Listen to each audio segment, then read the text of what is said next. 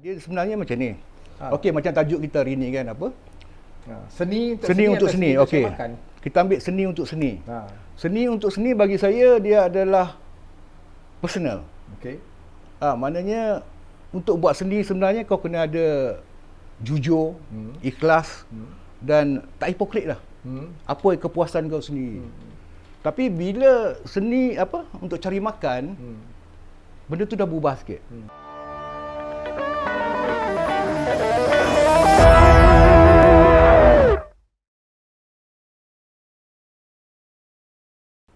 Okey, Assalamualaikum warahmatullahi wabarakatuh. Bersiaran kembali dalam podcast Masuk Angin Keluar Asap.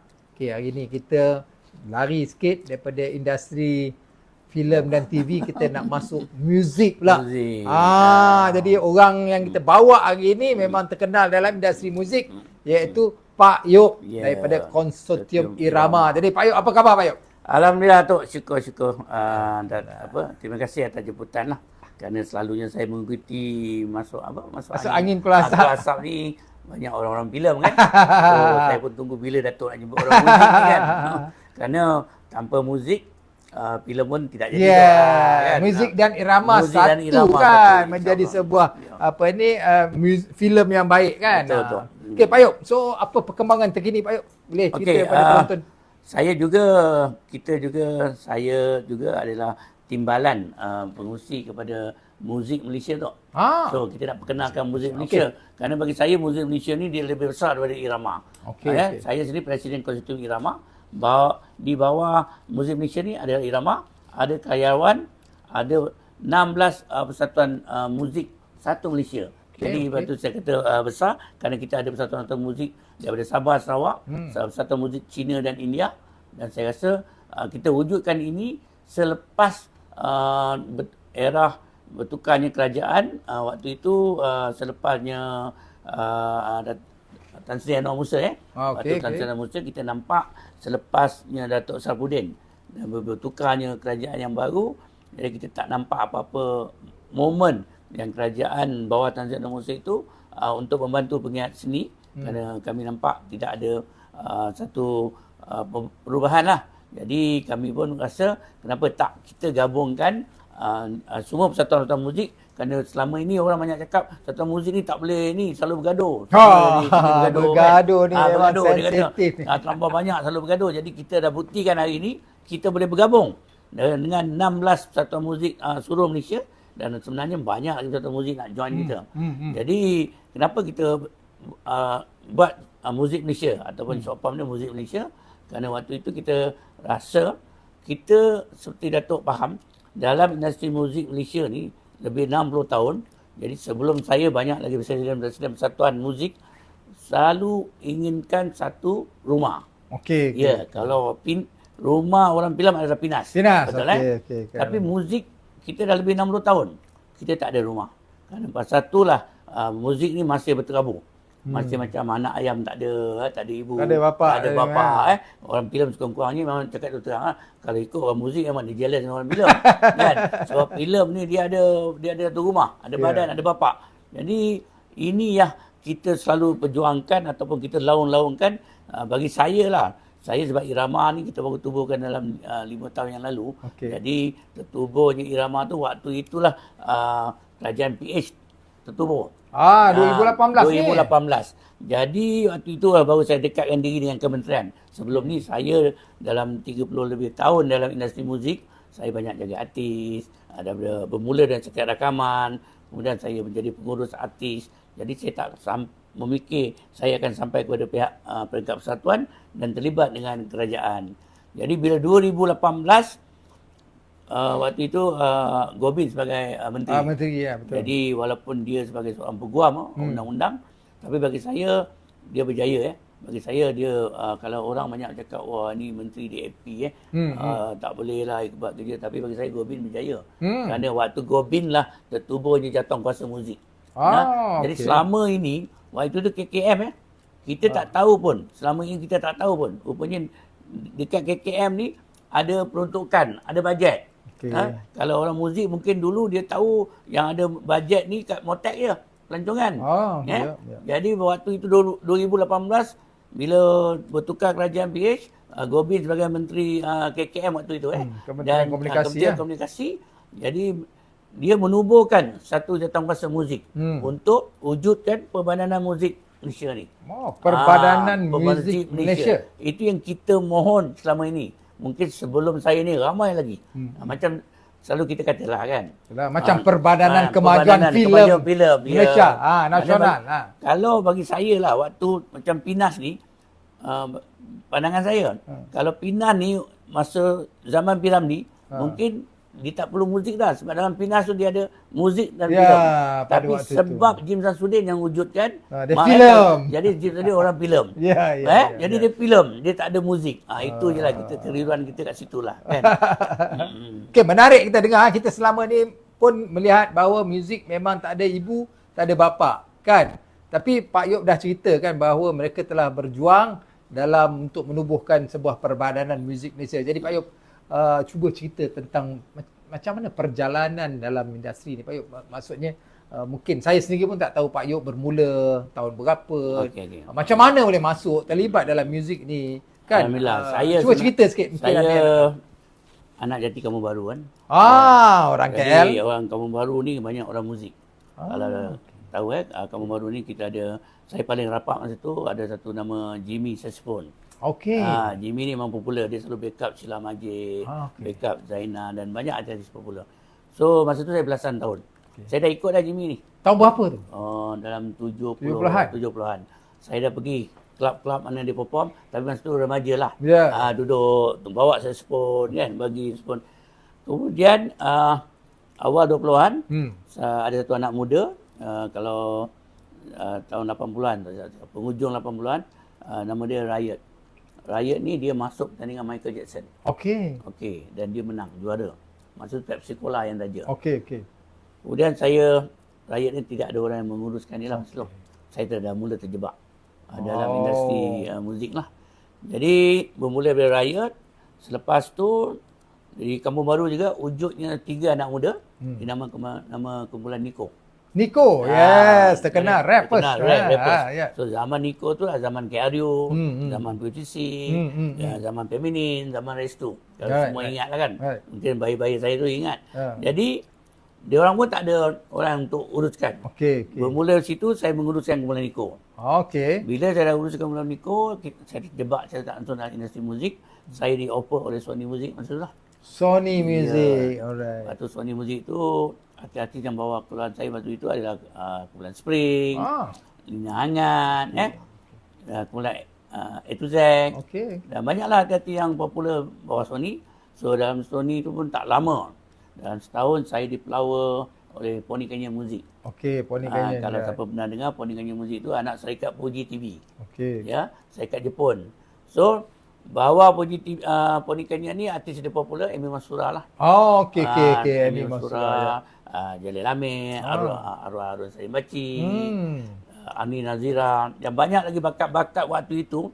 Sebelum ada AF, sebelum ada Pony Kenya adalah program Asia Bagus. Asia Bagus. Asia Bagus. Jadi banyak pemenang-pemenang Asia Bagus tu kita rekodkan menjadi artis Pony Kenya. Jadi masa Pony Kenya juga ada satu label yang banyak underground band.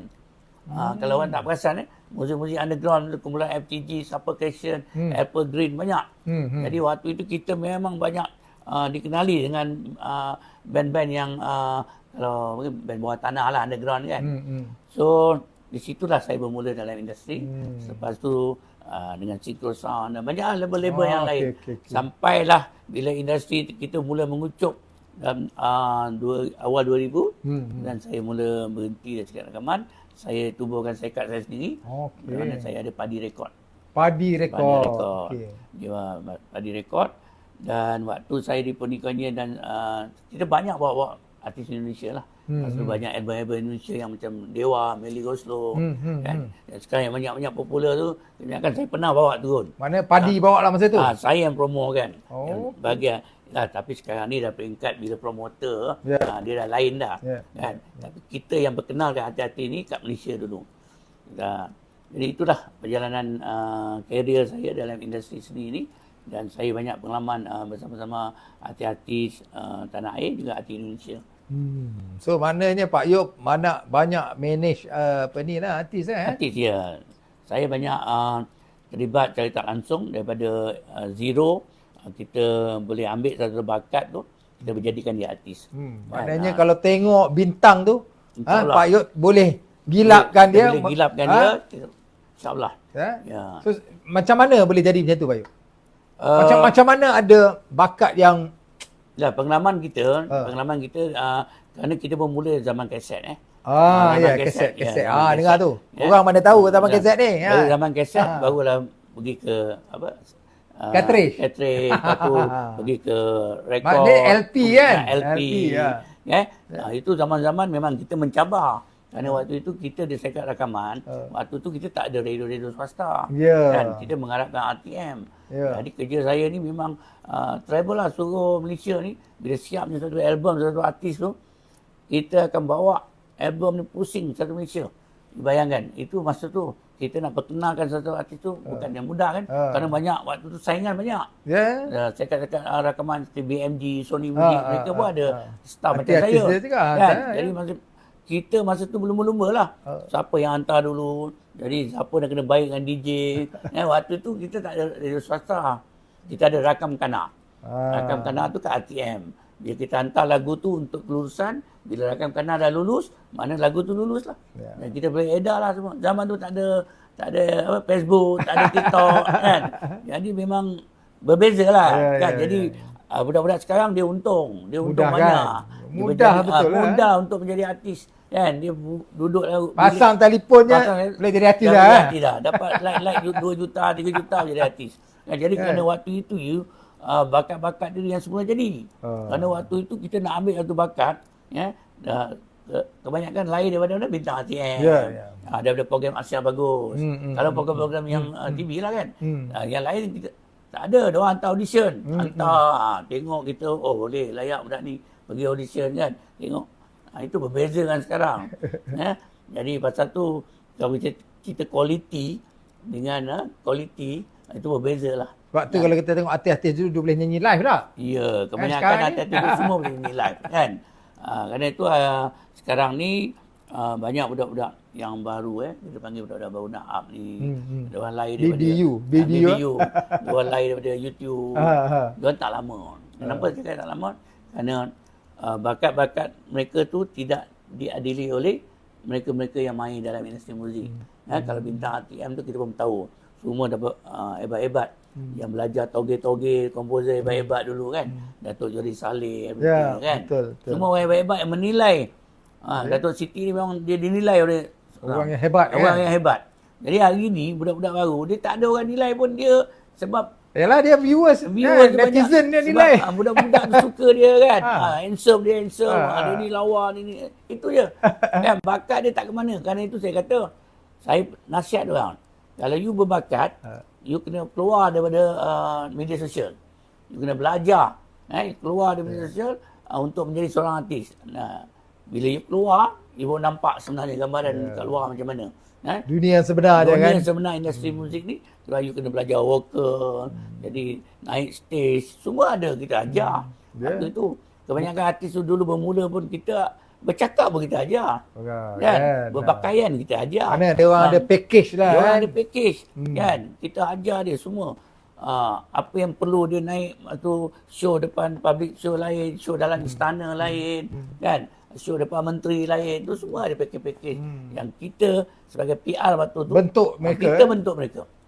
Kebanyakan yang lain kita bentuk mereka. So di antara artis yang memang Pak Yop memang rasa macam daripada zero to hero tu siapa? Artis yang daripada tak ada apa-apa sampai the top. Siapa artis dia? Kalau nak ikut dekat Pony Canyon ramai lah yang kita ambil daripada zero tu kan. Kemudian kita upkan dia seperti macam Ani Nazira tu daripada Asia Bagus, Amy Mustura daripada Asia Bagus kan. Macam Abang Jalil Hamid di sini pun ada dia punya daripada lepas berlakon dengan lepas tu Arun Salim Baci kan. Lepas tu kita ada kumpulan KGB kalau pernah dengar. KGB tu ada Sajiri. Itu semua saya yang didik mereka, kumpulkan mereka untuk menjadi satu grup. Dan sebenarnya dan saya pun juga Kalau pernah dengar satu artis Indonesia, Tega. Tega. Ya. Tega tu yang popular kat Indonesia. So di Malaysia saya yang banyak buat didik dia. Mana sampai hari ni lah dengan Tega? Tega dia dah habis dah. Dah habis dah. Zaman dia dah habis dah kan? Kahwin semua kan. Kan? Kahwin. Dia masa tu Sebab suara dia besar. budak kan? Dia macam ni lah industri ni. Pasal tu saya selalu pesan. Kalau budak-budak tu dia bagus, saya jumpa banyak mak bapak. Saya anak saya ni bagus. Saya kata simpan. Sebab kalau you keluarkan anak you sekarang, dia tak ke mana. Sebab dia budak. Budak ni dia tak ada orang minat. Budak-budak pun tak minat budak-budak. Budak-budak dia akan minat. Dia contoh saya bagi contoh. Budak-budak dia minat kemulah Rehan. Betul Rehan tu boleh jual juta-juta. Kan? Dia minat yang dewasa. Dia tak minat sebaya dengan dia. Kita ambil contoh Anwar Zain. Masa dia popular kain pelikat dulu, dia remaja. Kemudian dia senyap. Betul? Kemudian bila dia dah matang, dia dah keluar, dia keluar. Keluar balik. Dia sukses. Ya. Kalau you nak tunggu budak-budak, dia nak keluar, dia nak bertahan sampai dia Tak boleh, tak boleh. Ini pengalaman saya lah. Saya kira betul juga tu sebab budak ni bila dia sampai satu tahap dia suara dia pecah, tu dah jadi Dia dah lain kan. lain Kalau kan? tengok Mamat dulu macam mana kan. ya. Izzat dulu macam mana kan. Kalau tengok Mamat lah, memang dia keluar bila dia muda, kecil dan macam lagu Oh Ibu kan semua. Jadi inilah industri. Maknanya kalau zaman-zaman dulu tu Bayuk yang kita contohnya sebagai PR manager lah kot kan Pak Ayub dulu artis yang Pak Ayub jumpa bawa masuk syarikat rakaman dan kemudian dia menjadi famous. Siapa yang Pak Ayub boleh claim lah dia satu nama? Saya kalau nak cerita saya yang pilih tu memang tak adalah. Tak ada? Tak adalah. Bila syarikat rakaman tu. Yang kita Pak Ayub jumpa tak pernah? Syarikat rakaman ni kita ada A&R. Okey, So A&R tu yang akan menilai dan bila tengok boleh baru pas kat kita bagian promosi. Okey. Maknanya Pak Ayub bagian publicity dan promosi lah. Yang saya betul-betul ada, saya juga terlibat dengan Dandut Akademi Asia. Okey. Dandut Akademi Asia ni satu program yang besar di Indonesia. Okey. So, saya waktu tu diamanahkan oleh arwah Pak Ngah. Okey. Pak Ngah masa tu diamanahkan untuk menjaga Malaysia. Okey. So, Pak Ngah selalu membuat uji bakat untuk peserta Malaysia. Tetapi dia juga diamanahkan untuk Thailand. Waktu itu dia jumpa saya, dia amanahkan saya untuk mencari bakat-bakat di Thailand. Alhamdulillah dalam Dandut Akademi 2 dan 3, saya dapat banyak bakat-bakat dari Thailand. Pergi buat apa di saya buat audition Thailand di Thailand. Mula-mula Pak Ngah pergi di Patani. So dia balik saya dia tunjuk. Pak Ayub ni semua tua-tua dia kata. Saya cakap Pak Ngah salah tempat ni. Sebab Patani masa tu tengah bergelora, tengah perang kan. Jadi dia kata macam ni kau boleh buat? Boleh. Kata. Saya pun pergi. Apa saya buat? Saya pergi ke Golok. Saya buat audition di Golok. Jadi perbezaan dia, masa Dandut Akademi Asia ni dia popular di Indonesia dia popular. So di Singapura, di Brunei, semua ada uji bakat. So macam biasa, dia orang keluar kat Facebook, uji bakat, semua datang penuh. Tapi di Thailand ni tak sama. Dia tak sama. Kerana di Thailand ni, Selatan Thai lah, kita panggil Selatan Thai ni, dia kebanyakan artis nasyid. Dia banyak artis nasyid sampai hari ni. Jadi bila kita pergi nak cakap dandut, dia orang adalah penyanyi dandut, tapi penyanyi dia ada penyanyi DK. Penyanyi DK. Jadi saya pergi cari penyanyi DK yang popular. Rupanya penyanyi DK ni, dia ada satu penyanyi DK ni, dia ada bawah dia anak-anak buah dia. Dia ada 20 orang, dia ni ada 20 orang. Nama-nama yang top macam Munira, itu paling top lah di Selatan Thai. Lepas tu saya ada Kak Da, Kampung Pisang. Ini memang popular. So saya jumpa dia orang. Bila saya jumpa dia orang, masalahnya dia orang ni pula kat sana. Kita kat sini kalau keluar je audition, berebut-berebut kan. Sana dia kata, Pak Ayub boleh. Tapi makan kena siapkan. Duit minyak kena bagi. Jadi saya pun pedih juga lah kan. Saya pun call Indonesia lah. Dia kata, sini berbeza tau. Kalau negara lain mungkin you datang berebut-berebut. Thailand tak ada. Dia kata, tak apa Pak Ayub. Jalan, jadi dapat peserta. So saya pun berurusan dengan orang ni. Alhamdulillah, kita dapat satu budak perempuan nama Amy Farah. Ni anak kepada Kampung Pisang ni lah. So saya nampak bakat dia tu masa saya pergi tengok audition. Kita bawa dia pergi Indonesia. Alhamdulillah. Dia top 6 dalam 35 peserta. Itu yang saya itu boleh saya ngaku saya didik lah. Kerana dari situ selepasnya program, saya ambil dia, saya buat lagu dia, saya bawa balik ke Indonesia untuk duduk kat Indonesia lah. 2 tahun. Kemudian kita ada satu lagi budak lelaki, mungkin lepas ni boleh Google kat dia, nama dia Jirayut. Thailand juga? Thailand. Sekarang dia popular kat Indonesia. Dia dah kaya kat Indonesia. Dia pengacara. Masa saya bawa dia sebagai penyanyi. Tapi bakat dia tu lebih kepada pengacara. Sekarang dia beri memang popular kat Indonesia. Dia boleh cakap Indonesia lah? Dia bercakap Indonesia sekarang. Jadi, itu 2 bakat yang saya ambil dari Thailand dalam keadaan negara yang sedang bergolak masa tu. Dengan curfew, dengan apa, saya pergi, saya cari, saya bawa pergi Indonesia. So Alhamdulillah lah. So saya bangga lah. Kerana sebagai kita rakyat, tengok dia kan. sebagai rakyat Malaysia, saya bangga lah. Kerana yang manage orang Thailand ni dari Malaysia. Bawa pergi Indonesia bukan mudah. Dan satu saya cakap lah, pengalaman saya di Indonesia, orang Indonesia ni, dia dengan kita dia tak seberapa lah. Dia nampak saingan. Bila kita pergi kalau TV station ke apa, kita nampak. Dan pernah producer cakap dengan saya, kita lebih rela kalah dari Thailand dengan kalah dari Malaysia. Jadi kita nampak. Jadi kita dah nampak dah. Jadi bila saya bawa Thailand ni, dia berbeza, dia bangga. Diorang bangga sana. Naik Grab, nama Amy Farah, dia Thailand nyanyi dandut. Diorang bangga sebab dandut tu ada satu muzik yang kebanggaan mereka. Sebab mereka letakkan Rhoma Irama tu sebagai diorang punya king of dandut. Macam Bob Marley lah. Indonesia ni dia dah pergi sampai Europe. Masa buat dandut Akademi Asia ni, dia orang bawa Masalih pun nyanyi dandut sebenarnya. Untuk tahun lepas, dia orang bawa peserta daripada Uzbekistan, Iran. Menyanyi dandut? Jadi Indonesia dia betul-betul. Itu saya katakan daripada, kalau kita segi muzik lah kan. Macam mana Indonesia dia menjaga muzik dia. Dandut dia tu dia jaga kan. So dia memang, mak cakap lah.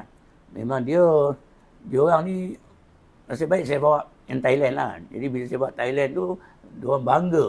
Kerana rakyat Thailand menyanyi lagu dandut diorang. Tapi kalau Malaysia tu bagi diorang biasa. Kan? Bagi diorang saingan ni. Sebab bila sampai top 6 tu, dia ada 35 peserta. Dia ada berapa grup, sampai 6 grup kan. Lawan 3 bulan lah. Dan program tu paling panjang. Pukul 6 petang sampai 12 malam. Ini Mas Dayu ada? Macam sebagai komentar. Juri komentar. Juri duduk kat rumah. Juri Malaysia, Pangah duduk Malaysia. Kalau juri Thailand duduk kat Thailand. Dia tengok je lah. Juri Thailand ni siap boleh main perform dekat klub. Dia tengok. Dia tengok lepas tu sambil buat penjurian. Penjurian. Sebab dia pajak kan. Sampai pukul kadang-kadang drag sampai pukul 1 pagi. Saya memang respect lah. Saya duduk sana 2 tahun tengok dia punya production ni. 7 jam macam tu kan. Tapi kebajikan diorang jaga. Makan, minum, semua cukup. Alhamdulillah lah. Jadi kita tengok program tu 7 jam pun kita tak boring. Sebab pengacara dia 3 orang. 3 orang. Ni live kan ni? Ni live. Dia pukul every day tau. Selama 3 bulan tu. So program tu dia bermula 6 petang sampai pukul 12 malam. 6 jam. Tapi selalu overrun lah. Sampai pukul 1 pagi punya. Jadi bayangkan 3 pengacara. Kata peserta cuma 6 orang. Satu peserta nyanyi lagu 5 minit kan. Tapi 55 minit tu 3 pengacara ni dia boleh hidupkan program tu. Dia akan interview peserta ni. Lepas tu interview juri, interview komentar. Lepas tu ada lah dia punya segmen-segmen yang lain. Kejap lagi dia bagi penonton menangis. Itu memang it's good lain program macam lah. Lain macam kat Malaysia tak ada lagi kan? Tak ada. Saya tak nampak lagi dah. Kerana kalau kat Malaysia ni kita nak buat 2 jam pun rasa penonton dah boring rasa kan. Tapi sana Indonesia kan. So maknanya dari segi apa yang pengalaman Pak Yop lah, industri muzik di Malaysia, industri muzik di Thailand dan industri muzik di Indonesia, macam mana pandangan Pak Yop? Okey, pandangan saya sebenarnya kalau kita cerita industri muzik, memang Malaysia ni sebenarnya lagi hebat daripada Indonesia sebelum ni. Ya. Kalau kita tengok daripada 70-an, 80-an, 90-an contohnya. Band-band kita popular kan. Kita cerita Sirs, Mat Isabella di Indonesia. Indonesia. Dan lagu-lagu kita pun banyak Indonesia ciplak. Ini cerita yang berapa tahun sebelum ni memang kita yang lead. Kita yang ke depan daripada Indonesia. Tapi akhir-akhir ni lah kita tengok kan industri muzik kita Indonesia dia lebih ke depan. Lebih ke depan mungkin bagi saya. Kerana saya nampak industri kita tidak ada orang guide. Macam saya kata tadi lah. Kita perlukan pembangunan muzik tu. Macam mana pun kita perlukan pembangunan muzik tu. Seperti filem lah, Pinas kan. Bila dia ada Pinas, dia boleh guide industri tu. Jadi industri ni kita tak ada orang guide. Tak ada satu badan yang nak boleh kontrol kita. Macam di Indonesia ada ke? Ada dia punya ni. Ya. Dia kuat di sana. Ya. Kan? Pasal tu dia kontrol muzik dia. Dia Indonesia ni kalau boleh dia nak muzik dia tu orang luar ni dia tak galakkan sangat lah. Pasal tu dia untuk kita pergi ke Indonesia untuk kita dapatkan puspal dia. Kalau sana panggil kitas. Okey. Tak begitu mudah sebagaimana kita keluarkan puspal untuk hati-hati Indonesia. Okey. Dia orang very selected. Susah. Sampai ke airport pun tengok semua. Kalau penyanyi nak gimana. Dan TV station dia, bila saya bawa hati-hati Thailand saya belum ada kitas. Dia tak ambil. Dia tak ambil. Macam mana dia nak tengok. Kita ada. Kita boleh tampil. Ini nak datang sebagai penyanyi ke, sebagai tetamu ke, mesti ada. Ini saya kata dia punya strict macam mana dia menjaga industri dia orang. Mana Indonesia very protective dan dia bangga dengan muzik dia sendiri. Betul, dia bangga dan dia very protective dan dia bukan kata dia tak suka luar lah. Tapi dari segi dasar kita tengok dia tak begitu menggalakkan sangat orang luar. Ya, sebab kita tengok pun industri perfilman kita pun, contohnya filem kita nak bawa ke Indonesia pun susah. Susah. Kan? Drama kita nak pergi Indonesia susah. Tapi drama mereka masuk sini senang. Senang. Kan? Dan filem mereka boleh masuk dan kita boleh menerima dengan baik. Itu memang sebenarnya... Cuma saya nak betulkan Abang Amam cakap kita dari segi muzik lah. Kita susah masuk Indonesia. Bagi saya tak susah. Sebab masa Pony Canyon ada hubungan dengan label di Indonesia. Banyak album kita di sana. Tapi soalnya siapa beli? Siapa nak beli? Sebab kalau kita punya artis kat sana, promosi tak ada. Okey. Jadi Mana tak orang ada orang tahu kenal lah. kan? Mana orang tahu. Sebab promosi di Indonesia dengan Malaysia pun berbeza. Sebab kita kecil. Kita 14 sana state. besar. Dia besar. Dia ada beribu-ribu radio. Saya boleh travel 4 hari hantar CD. Di Indonesia tak boleh lah. Dia beratus. Jauh tu Jauh. kan. So di Indonesia dia selalu packagekan dia target pada video klip. Pasal tu kalau dia tengok video klip hati-hati Indonesia, dia lebih baik daripada kita. Sebab dia punya video klip tu, diorang boleh beli prime time untuk tayang video klip dia. So itu yang pasal tu, waktu kita bawa hati-hati Indonesia, saya pernah bawa Dewa datang Malaysia, Melly Goslow datang Malaysia, Ruth Sanaya datang Malaysia, kumpulan Raja. Diorang first time datang Malaysia, diorang nak tengok apa cara macam Malaysia buat yang promosi. Kerana di sana tak ada promosi. Okey. Sana hati-hati sana, dia keluar sign kontrak, dia buat lagu dekat studio, lepas tu dia pergi show. Dia terus buat show. Di Malaysia kita ada kontrak 3 bulan you kena ikut sekat rakaman. Kita buat pergi road tour, pergi radio-radio, pergi TV station. Jadi bila kita bawa artis Indonesia tu datang seminggu sini, dia rasa excited lah. Oh macam ni lah dia tu. Walaupun penat dia rasa happy. Tapi sekali itulah. Lepas tu dia datang dia demand lah. Itu perbezaan lah. Yeah. So mana dari segi artis-artis Indonesia dengan artis Malaysia yang Pak Ayub dah manage, rasanya dari segi profesionalisme macam mana? Indonesia, Malaysia, yang mana lebih Kalau ikut profesional lah, memang artis Indonesia very profesional. Satu, profesional mereka yang apa yang saya nak gambarkan dengan artis Malaysia ni, diorang ni smart. Satu, kalau you interview artis Indonesia, kalau you tak pandai interview, you kena balik dengan diorang nanti.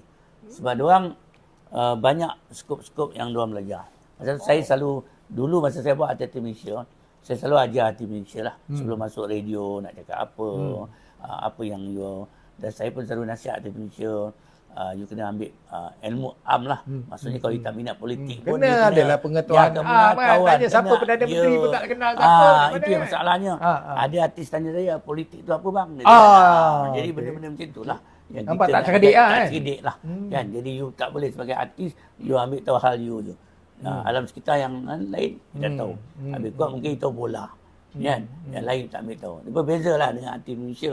Lepas tu bila you nak interview artis Indonesia, DJ tu, memastikan DJ tu kena ada ilmu juga. Maknanya dia dah kaji siapa dia tu penyanyi tu kan, band apa. Kena buat album homework berapa lah. ada kena buat Bukan homework. saya nak memuji artis Indonesia, tidak. Tapi itu yang saya lihat lah. Pengalaman saya bawa artis Indonesia dan saya bawa artis Malaysia, perbezaan dia kat situ. Macam mana dia orang bercakap, macam mana ilmu dia orang kan. So Pak Ayub dah, kalau kata 70-an dah mula terlibat, Pak Ayub boleh main muzik ke? Oh, saya banyak orang tanya saya kan. Pak Ayub boleh main muzik ke? Kalau tak tahu main muzik, macam mana you terlibat dalam industri? Sebab kebanyakan orang, dia tak tahu ataupun dia tak faham. Dia nampak kalau artis tu artis. Dia tak fikir artis ni wujud daripada mana. Siapa orang belakang takbir dia, komposer, penulis lirik, dia ada PR, ada manager. Dia banyak komponen lah. Tapi netizen dia tak tahu. Macam juga filem kan, dia nampak pelakon. Dia tak nampak pelakon tu siapa kan. Jadi ini yang selalu kita hadapi lah. Kita selalu hadapi. Contoh-contoh, Mak cakap lah, pengalaman saya masa COVID tu semua, kita berurusan jabatan kerajaan, dia tak tahu. Siapa yang manage tu kan? Dia tak tahu. Dia selalu panggil artis. Dia kenal artis je. Dia tak payung ni orang tua mana lah ni kan. Bila kita explain kat dia, baru dia, oh rupanya macam ni. Saya bagi contoh, zaman-zaman COVID, kita buat online meeting. Bila kita buat online meeting ni, dia panggil ramai-ramai. Kita duduk lah. Dia tak kenal kita. Tapi masuknya artis, dia kenal. Ada Top Ready dia kan. Salimi Hassan. Kita ni duduk lama kan dia kan. Tu saya selalu cakap. Selalunya ini benda yang fakta tau. Macam orang di jabatan kerajaan ni pun banyak. Dia tak tahu industri. Jadi kita balik pada KKD dan KKM sendiri pun. Dalam KKM atau KKD pun, muzik cuma ada 2 orang dia staff. Filem ada 7-8. Sedang walaupun filem dah ada Pinas, tapi bila saya pergi kat KKD, KKM, saya tanya dengan staff, bang, muzik ada 2 orang bang. Itu pun tak tahu apa-apa pasal muzik bang. Macam mana? Nampak tak? Jadi itu yang saya nak kata, bila Fahmi mencatatkan, Atta Muzik ni, dia nak kaji masa 2 tahun.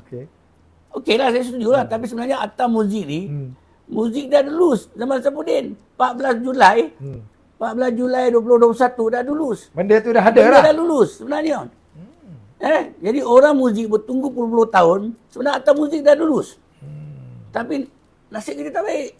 Maksudnya politik kita hancur, berderai. Kan? Bila dah lulus, bertukar kerajaan pada Anwar Musa. Anwar Musa tak sibuk. Mungkin Anwar Musa sibuk 5G masa tu kan. Kan? Dia harap pegawai dia Budin apa nama? Daripada Sungai Besar tu. Kan? Dia pun sibuk nak menyanyi. Kan? Pegawai khas pun sibuk menyanyi saya dengar. Kan? Mampulah. Tu jadi apa jadi industri? Maksudnya akta tu belum dibentangkan di Parlimen. Dah bentang, dah lulus. Dah bentang, dah lulus. Dah bentang di Parlimen? 14 Julai 2021. Saya dah tarik semua. Dah dibentang di Parlimen? Dah dibentang. Lulus? Dah lulus. So sepatutnya dah ada lah. Ya. Perbadanan dah muzik wujud. Malaysia. Dah wujud. Sepatutnya dah wujud dah. Cuma keluar cari bangunan. Contoh saya bagi contoh. Waktu zaman Sapudin, saya bukan nak cakap lah. Walaupun saya ada regi politik berbeza, tapi Sapudin one of the best menteri komunikasi lah. Okey. Apa yang berlaku masa zaman Sapudin, ambil alih daripada Gobin. Saya pergi naik balik. Dan how smart is Sapudin, pasal tu saya cakap dengan Pami. Kan? You bila nak buat akta ke apa, atau you mesti ambil orang industri masuk dalam. Ini yang Sapudin buat. Sapudin ambil satu penyanyi yang tahu pasal akta muzik semua ni, menjadi pegawai khas dia. Oh, ya, betul. Waktu itu yang saya bukan cakap. Penggiat seni dengan Sapudin very close. Zaman tu kita memang, betul saya kata the best menteri. Maknanya masa Saifuddin itu dah dibentangkan di Parlimen? Dah bentang. Akta tu dah ada, dah bentang Parlimen, dah lulus 14 bulan Julai 2021, dah lulus. Jadi bila tukar kerajaan, Anwar Musa tak nak bawa. Dia senyapkan? Dia senyapkan. Lepas tu tukar PAMI. So sebagai PAMI, saya menganggapkan saya ni orang PKR. Cakap terang lah live ni. Tak apa. Saya orang PKR. Declare. Saya siapa PKR. Tapi saya kecewa. Okey. Kerana saya menganggap zaman menteri sebelum PKR ni Ha. lagi bagus dari menteri PKR yang ada sekarang hari ni. Apa masalah dia? Saya nampak Pami dia mak cakap lah. Marah dah. Kan? Apa masalah dia? Saya nampak Pami syok sendirilah. Dia kerja syok sendiri. Tak, benda tu tadi Pak Yok kata 14 Julai 2021 telah dibentangkan di Parlimen, dah lulus. Patutnya akta tu dah boleh dikuatkuasakan, sepatutnya dah ada Perbadanan Muzik Malaysia. Apa yang menyebabkan tak boleh ditubuhkan? Saya tak faham. Kita selalu difahamkan setiap menteri dia nak buat tangan sendiri lah. Betul tak? Okey. Ada menteri yang akan ambil buat tangan menteri lain. Betul? Tak, tapi benda ni dah lulus. Tapi benda dah lulus. Saya dah fahamkan baru-baru ini pun ada beberapa pengiat seni menjumpa yang berhormat Perdana Menteri kita. Saya pun ada gambar dia hantar kat saya. Okey. Bercakap pasal muzik. Bercakap pasal Perbadanan Muzik Malaysia juga. Tapi duka cita PMX kita pun suruh refer pada PAMI. Dan PAMI sendiri dah nyatakan dia nak buat akta muzik. Tapi makan masa 2 tahun. Tadi kata akta yang dah akta lulus. yang kita dah lulus. Itu akta apa? Akta muzik lah dah lulus. Habis yang sekarang ni kata nak buat Tapi lagi dia tak akta. nak bawa. Dia nak buat akta dia sendiri. Pelik sebab akta bagi saya rasanya contohnya akta 244 Finas ini satu je. 1, 2, 4 Finas kan. Itu Jadi ini ini yang berlaku. Sebab saya dapat laporan semua ni daripada bekas pegawai khas Sabudin. Dan dia sendiri pun pergi jumpa PAMI baru ni. Okey. Dia jumpa PAMI. Tunjuk bukti apa semua. Tapi PAMI So, nak juga. Pak Yok tak pernah jumpa menteri ke? Saya 3 menteri memang saya rapat daripada Gobin, 2 lah. Gobin, Sabudin memang saya beri terus. Bila anak Musa tu dia Fail lah. Tak ada connecting lah kan? PAMI pun fail lah. PAMI dia tak pernah nak layan kita pun. Patutnya Pak Yok kata tadi PKR reformasi bersama DSAI. Sebab kalau kita kata PKR dia mengatakan tata kelola kan, tata kelola yang selalu tata kelola. Okey, tata kelola tu kita sokong. Kita dulu PKR, kita menentang penyelewengan, kita menentang rasuah. Tetapi kalau tata kelola, dia tak boleh membantu ahli. Ahli yang bawahan. Ahli bawahan ni nak minta rumah, minta gerai pun dia tak boleh layan, bukan minta projek 5 juta, 6 juta. Kalau itu dia tak boleh layan, pihak 2016 you tampal poster sendirilah. Tak, ni saya cakap Ini betul ni kira macam Pak Yok dah meluahkan rasa terbuku. Ya. Sebab saya refer banyak menteri PKR. Ada dalam WhatsApp saya. Tak ada yang melayan. Kadang-kadang pegawai asli, saya kena tunjuk pula gambar saya dengan PMX kat Tambun baru nak jawab. Tapi kita ni bukan orang yang menjual nama pemimpin. Kalau kita jual nama pemimpin, kita dah kaya dah. Tapi dasar saya bukan macam tu. Kerana itu kita duduk PKR. Kalau saya nak buat macam tu, saya duduk UMNO. Betul? Kalau saya buat macam tu UMNO, saya dah kaya. Bawa duit keban 10,000, 5,000. Kau nak jumpa menteri 10,000. Tapi kita ni dasar reformasi. Tapi hari-hari kita tengok, tak ada. Saya bukan tak pernah WhatsApp dengan Farhan, pegawai khas PMX. Pegawai khas PMX untuk wilayah. Semua saya dah WhatsApp. Bukan kita minta rumah ke, bukan kita minta projek 5 juta, 10 juta. Minta bantuan untuk bantu rumah, gerai. Itu betul. Sebagai rakyat marahan yang memerlukan bantuan kan? Yang memerlukan bantuan. Artis memerlukan bantuan. Itu yang kita mohon. Tapi saya nampak, pasal saya cakap, kalau dari segi kita dari kerajaan hari ni, kan, PKR jatuh nombor 4 kerja dia. DAP nombor 1. Kenapa saya kata begitu? Saya baru ni saya WhatsApp kepada Menteri KPKT. Ngan Komeng. Saya dapat nombor dalam grup. Okey. Tak. YB. Yes, Pak Yok. Woi, dia ingat Pak Yok. Tak, dia tengok nama saya Okey. Okey. Saya tak pernah dapat daripada Menteri PKR macam ni. Tak ada. Tapi ni DAP yang orang benci-benci yang cakap itu ini. Dan ada mereka YB, I need this. Where you stay, Pak Yok? Give your address. So, saya kata kalau orang nak marah, saya cakap marahlah live. DAP is number 1 kerja. Nombor 2 kalau kita kerja, sekarang jatuh pada UMNO lah. Nombor 3 GPS. Mereka pun saya nampak GPS Sabah. Sarawak. Kita boleh tengok Menteri Motek, orang suka tak suka. Bagi saya dia buat kerja. Dia buat kerja. Pak Yok berurusan juga dengan Motek, dengan apa kita nampak. Tapi menteri-menteri PKR saya tengok tak ada. Kita tak mau jual lah nama kita ahli PKR. Betul tak? Kalau ahli PKR abang you tak boleh bantu. So what? Tapi saya tertarik bila Pak Yok kata akta muzik dah lulus. Saya muskil. Kalau betul dah lulus, kenapa tak boleh ada Perbadanan Muzik Malaysia ini? Ini sangat sangat menarik. Ini maklumat Kalau saya mungkin, yang saya dapat dari pegawai khas Sabudin yang menyatakan YB Sabudin dah bawa ke Parlimen, dah lulus.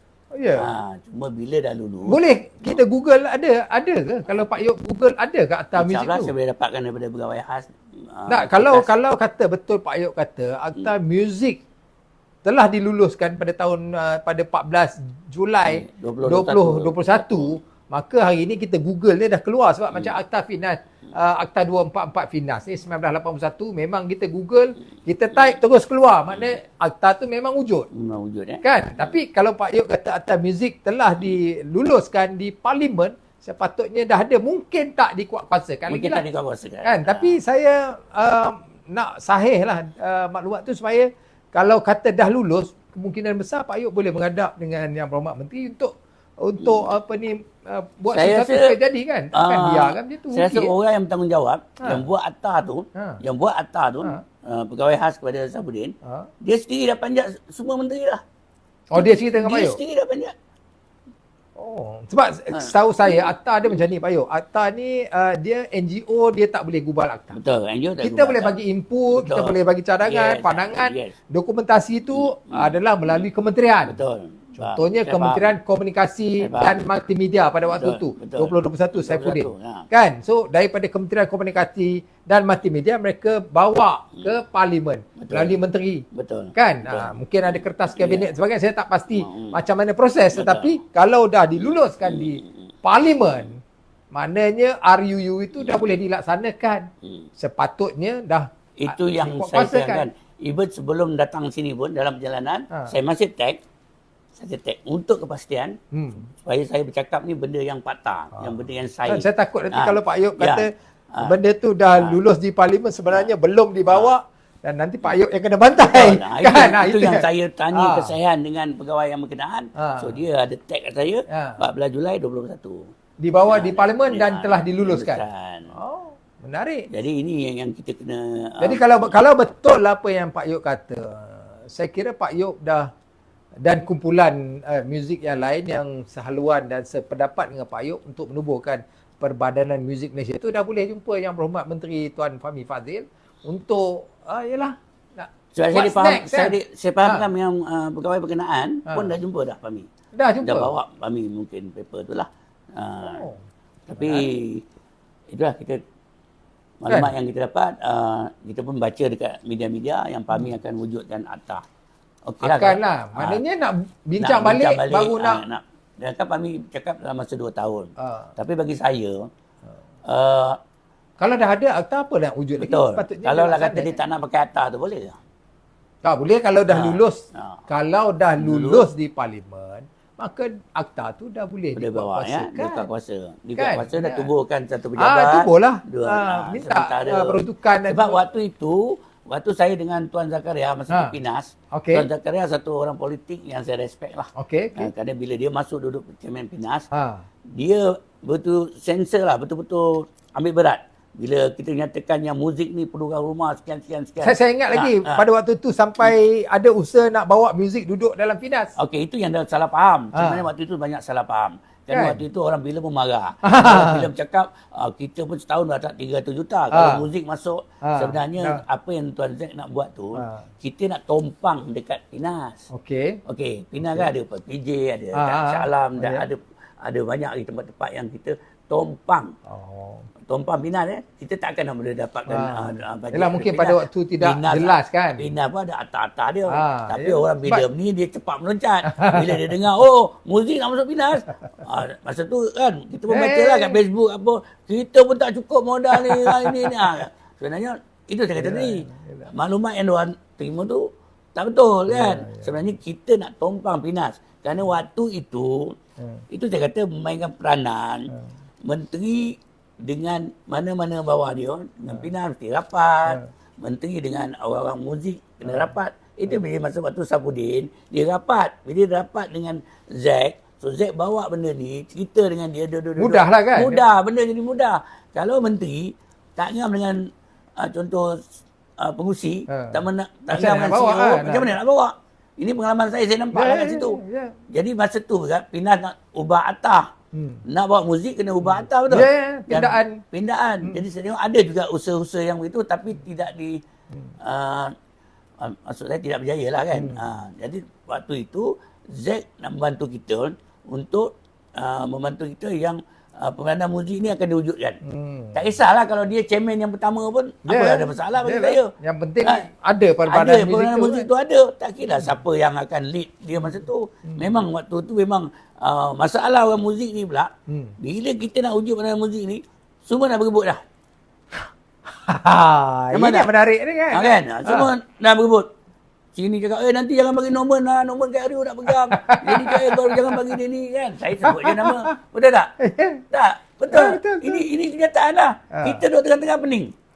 Kan? Tak, memang pun dalam industri filem pun sama juga Pak Yop. Inilah isu-isu. Rebutan kuasa nak jadi itu, nak jadi ni biasa. Saya pernah dituduh macam-macam Pak Yop.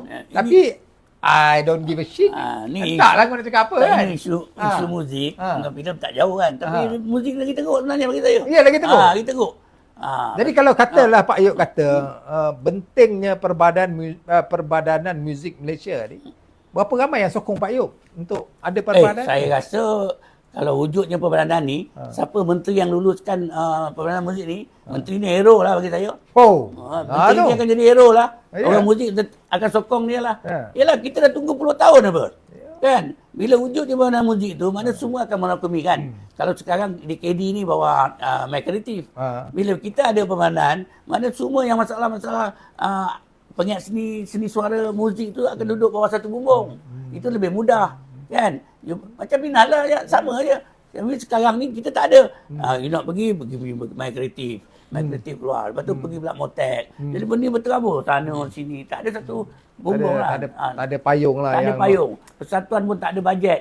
Kan? Persatuan memang tak ada bajet. Tahu saya dengan Pinas tak ada juga sekurang-kurangnya. Pinas ada juga bagi macam, tak adalah bagi selonggok. Tapi ada buat juga program. Tapi kita sini mana ada? Persatuan tak ada. Kita nak minta siapa? Takkan nak minta Kementerian Kesihatan pula? Tak kena lah kan? Tak kena lah kan? Jadi Pak Yop, kalau betul lah dia punya keperluan yang amat-amat sangat tentang sebuah perbadanan ni, kenapa tidak dikumpulkan semua persatuan atau kumpulan yang memperjuangkan aktivis-aktivis yang berperjuangkan perbadanan ni untuk buat satu memorandum dan dia... Saya rasa benda ni dah berlaku dah 2 menteri masa zaman Gobin. Nak buat lagi. Selagi tak jadi buat. Zaman Gobin apa masalahnya? kita tukar. Tapi kalau you jadi dalam macam saya sendiri 2 tahun maksud saya berjuang ikut Gobin. 2 tahun saya ikut Sabudin. Benda lalu. Bila sampai kat Anong Musa, kita pun dah jadi dah. Penat lah. Penat lah. Kadang-kadang semangat kita pun hilang lah. Pak Yop dah hilang semangat dah sekarang? Sekarang tak ada lah hilang buat semangat. Lagi? Masih ada tapi tak ada 100%. Betul tak? Kalau dulu masihlah ada, kita memang ada 100%. Kita nak perjuangkan, kita nak dapat rumah, kita nak ini, kita nak itu. Tapi sekarang bila masuknya menteri masa tu dah slow. Bayangkan saya dilantik oleh Anwar Musa. Lagi 2 bulan nak ini. Baru nak tubuh jawatan kuasa. Lagi 2 bulan nak biar raya. Itu sebenarnya gimmick pilihan raya lah tu tak? Itu saya kata. Mana Pak Yop kena tunggu PRU ke-16? Tak.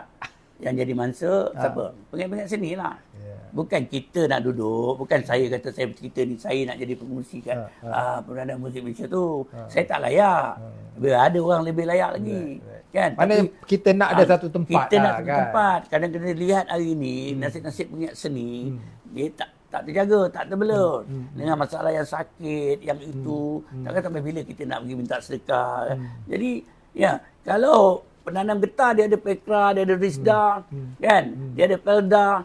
Takkan pengiat seni dia tak ada satu badan. Nampak sengkit betul lah Malaysia ni. Itu alasan yang kita nampak kan. Semua kalau kita tengok kat Malaysia ni semua ada satu badan, ada satu kerajaan. Filem ada Pinas. Nelayan pun ada. Nelayan ada FKLIM. Betul tak? Kita tengok semua apa yang ada semua ada peranan. Saya fikir apa yang susah sangat nak wujudkan peranan muzik ni. Saya kadang duduk satu-satu termenung kan fikir apa yang wujud. Bila kita fikir yang lain senang je kita wujudkan. Nak bagi rela tubuh kan. Kita nak buat kan. Semua ada dalam Malaysia ni. Tapi muzik ni nak tubuhkan pada satu peranan. Adakah kos yang banyak yang susah kerajaan nak bagi? Kalau nak cerita kos, pendapatan muzik lebih daripada filem. Ya, betul. Kan? Betul. Benar, muzik dah sampai bilion daripada YouTube, TikTok, all pendapatan ni lebih daripada filem bagi saya. Tapi filem yang dapat keistimewaan daripada muzik. Tu saya jealous. Kan? Tapi saya sokong sebenarnya apa saja perjuangan Pak Ayub. Sebab bagi saya perjuangan ni memang perlukan kesabaran. Betul. Contohnya saya jadi presiden Persatuan Penerbit Televisyen Malaysia sejak 2008 Pak Ayub. Saya konsisten berlawan, tak kira lah kau menteri mana pun, aku lawan. Bukan lawan kerana personal, tapi lawan untuk perjuangan. Untuk kehidupan yang lebih baik dalam industri, untuk dapat pembelaan yang sewajarnya. Betul. Contohnya sampai hari ini kita masih berlawan soal IP, Intellectual Property, belum selesai. Kan? Walaupun dah berjumpa sejak saya jadi presiden, Fahmi nombor 8. Itu saya kata, YB, saya dah jumpa 8 menteri kita masuk you. So, cubalah tengok bagaimana kita boleh mewujudkan sebuah industri yang kondusif, yang perlu dibuat reformasi untuk kebaikan kita. Contohnya apa yang berlaku pada industri muzik lah. Kan? Kan hari ni kita belum cerita royalty lagi kan. Ni royalty 10 tahun. Royalty dah ada badan macam-macam. Badan yang mengutip, Prism ada kan? Prism apa? MSCP ada? Prism dah tak ada. Yang tinggal MSCP. Prism dah tak ada dah? PPM, Oh ya, PPM ada lagi? PPM ada lagi. So ini badan-badan yang mengutip daripada anak-anak seni. Tetapi hari ni banyak yang tak dapat. So saya malah nak sentuh pembahagian ni pun ada masalah lah kan? Ada masalah. Jadi benda ni bukan cerita kan, ada royalty P. Ramlee apa semua. Kerana kita tidak ada rumah tu saya kata. Tapi Pak Ayub, kadang-kadang orang macam kita lah, pejuang ni Pak Ayub. Pejuang ni sebenarnya kadang-kadang kita ni dipandang macam... Betul lah tu. Dipandang, dia kita, ni tak ada job lah ni. Dia ni terdesak sangat, dia ni sengkit, dia ni teruk. Sebab tu dia marah, kerajaan dia marah menteri. Kan? Tengok orang lain okey je kan. Tapi yang saya, dapat royalty banyak tu tak ada pemising, okey apa kan. Terang lah tu. Saya tak ada syarikat pun. Tak mungkin orang anggap dia tu Datuk. Kalau orang menuduh saya ada cakap wah ni fight untuk dapat, saya tak ada company pun. Saya tak ada company untuk minta tender lah, minta apa. Tak ada kepentingan secara peribadi kan. Tak ada kepentingan kan. Saya banyak bila orang dapat job dia panggil saya kerja. Itu je. Kan? Memang fikir dah ujung-ujung umur macam ni kita dalam industri kan. Jadi kita tetap nak perjuangkan permainan muzik Malaysia tu. Sebab kita nak tengok generasi akan datang kan. Sebenarnya sumbangan kita pada industri kan. Akan ada wujudnya satu permainan tu. Untuk menyenangkan semua pihak lah. Ya betul, saya ingat perjuangan ni bukanlah untuk kepentingan diri kan. Kalau saya tanya saya, sebelum saya ramai lagi macam apa Datuk M Daud, Papita. Papita yang sahabat saya arwah Datuk M Daud. Ramai lagi lah pengat-pengat sini. Sebelum sebelum kita yang berjuang juga untuk dapatkan permainan muzik ni. Kita yang baru tak boleh mendabik kita. Kita cuma menyambung diorang. Dan bayangkan diorang pun, saya pernah dengar cerita dah jumpa Tok Mat lah dulu. Jadi kau kita mana perjuangan tu ada perbadanan muzik lama betul lah. Lama lah. Kalau merdeka dah 63 tahun, macam saya kata tadi lah. Kan? Pinas tahun berapa wujudnya contoh? 81. Betul. Wujud 81. Mungkin zaman-zaman tu kalau muzik tahun 60 ada. Ya. Betul. Kalau kita cerita P. Ramlee ke, betul kata nanti kalau P. Ramlee yang nak wujudkan Pinas tu, dalam Pinas dah ada muzik dah. Dah tak payah pening-pening dah. Tak akan berlaku hari nak minta peranan muzik dah. Sebab dalam Pinas tu ada 2 skop dah. Kan? Muzik dan filem. Keperluan untuk bersama kan. Keperluan sama. Satu bawah satu bumbung. Sebuah filem mesti ada. Kalau kita dengar sebelum-sebelum ni dia kata kita nak wujudkan satu department yang kerajaan nak bentuk My Creative contoh macam tu lah. Yang filem pun bawa satu bumbung lah. Filem, muzik, apa tu? Filem-filem yang kita panggil kartun ni apa dia panggil? Animasi. Kan semua ni nak duduk bawah satu bumbung. Itu kenyataan sebelum ni. Yang macam kita ikut Singapura lah kan. Kita cakap dekat kalau Singapura tu muzik, filem semua dalam satu kebudayaan semua dalam satu bumbung. Alhamdulillah lah kalau nak wujudkan tu. Tapi kenalah wujudkan yang ini dulu. Kita boleh gabung kan. Filem, seni, apa yang kebudayaan kan. Supaya hari ni kita berterabur. Kita ada harta kita ada kan motek pun ada harta kita. Mana duit kita ada duit muzik ni sebenarnya. Kalau saya sendiri dalam industri muzik, saya tak tahu duit muzik ni sebenarnya. Bila zaman PH take over 2018 baru kita tahu ada duit rupanya dekat motek kat KKM duit muzik. Kerana waktu peruntukan yang telah diluluskan oleh kerajaan waktu kan? Itu bila kita berjuang kita berjumpa Gobin. Gobin nak buat satu tarikh birthday P.Ramlee pada apa? 21 bulan 3 tak salah. Okey, okey. Mei, dia bulan Mei. Bulan Mei. Hari Muzik Malaysia. Tarikh lahir tu. P.Ramlee. Tarikh lahir P.Ramlee bermula, tapi waktu tu COVID memang tengah tu. Oh. Lepas tu itu yang kita keluarkan dana yang KKM keluar muzik daripada rumah. Ingat tak? Ya. Itu Masa sebenarnya itu Saifuddin, itu bajet sebenarnya Gobin dah luluskan untuk Hari Muzik Malaysia. Oh. Jadi bila Hari Muzik Malaysia tak boleh buat sebab COVID semua, jadi duit tu dah ada, itu yang kita bagi muzik dari rumah. Yang kita bagi dapat RM1,500, RM3,000, RM5,000, RM15,000 kan. Berapa ratus ribu pengingat seni dapat hasil dia lah. Sebenarnya kalau tak ada, mana every year kita dah ada Hari Muzik Malaysia lah. Tak kesampaian lah Tak kesampaian. Mana itu, I buat tangan pemikiran Gobin masa tu. Oh. Bila masuk Saifuddin, Dia meneruskan. Dia meneruskan dan dia nak perjuangkan pula peranan muzik ni. Itu yang dia ambil pegawai khas. Jadi saya cadangkan pada Pami lah. Dia kena ambil satu pegawai khas daripada kalangan pengingat seni supaya dia dapat maklumat yang tepat. Kalau dia nak buat akta, dia kena ambil orang muzik. Kan duduk, saya tak tahulah mungkin dia ada ambil ke, kita tak nampak lah kan. Tetapi dia kena perlu satu pegawai khas daripada kalangan orang muzik. Kenapa saya cakap macam tu? Kerana dalam industri muzik ni, hari ni, banyaknya tumbuh macam cendawan. Promoter-promoter. Lepas COVID dia tengok. Sejak ada Zep ni, banyak promoter timbul macam cendawan. Yang tak tahu industri tiba-tiba toke ikan. Kalau dulu orang filem toke ikan buat filem kan. Hari ni orang muzik toke ikan buat konsert. Sama macam tu lah. Sama macam tu. Sebab apa? Mereka memikirkan dana. Geran yang ada geran tu. daripada DKD ni boleh buat konsert. Tapi mereka tak faham industri. Geran daripada My Creative Venture. My Creative Venture, My Creative Venture yang boleh sampai RM300,000 untuk buat konsert. Jadi sekarang banyaklah toke ikan. Kadang-kadang ada banyak masalah juga tu kan. Yang tak bayar lah. Banyak Saya tengok masalah di dia. Facebook Banyak. Kerana banyak orang tak faham.